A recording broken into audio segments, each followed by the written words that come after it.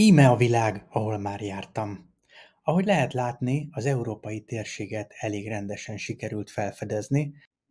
Itt a pontok azokat az országokat jelölik, ahol már jártam. Egy országban csak egy pont van, de rengeteg helyen voltam ott is. Igazából itt a portugál rész kimaradt még, illetve a Lengyelország az, ahol még nem jártam Európában.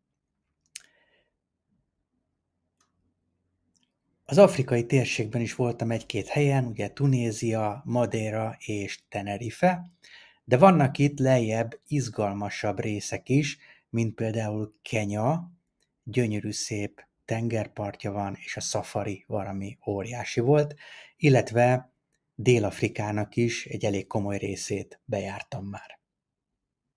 És akkor lapozzunk át a tengeren túlra, és nézzük meg azt is. Hát ugye itt van Amerika, ahol szintén csak azokat az országokat jelöltem be, ahol voltam, és a fontosabb jeleket, de elindultunk egyszer autóval New Yorkból itt le, egészen a floridai félszigetet megkerülve, majd keresztbe, át a nagy sivatagos részen, a Sziklás hegységen keresztül, át egészen San Franciscóba, onnan le San Diegóba, majd Los Angelesből repültünk haza, mindezt autóval, több mint 13 000 kilométer, óriási életre szóló élmény volt.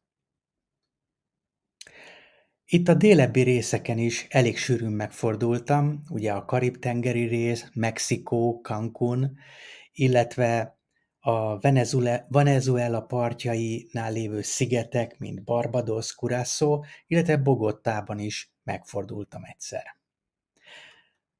Aztán itt van az óceán közepe, a Hawaii-szigetek,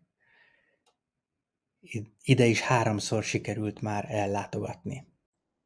Nézzük a kicsit egzotikusabb tájakat is. Itt van például Törökország, aztán jártam az Egyesült Arab Emírségekbe, Dubaj és a többi helyen, illetve Új-Delhiben és a híres Maldív-szigeteken is.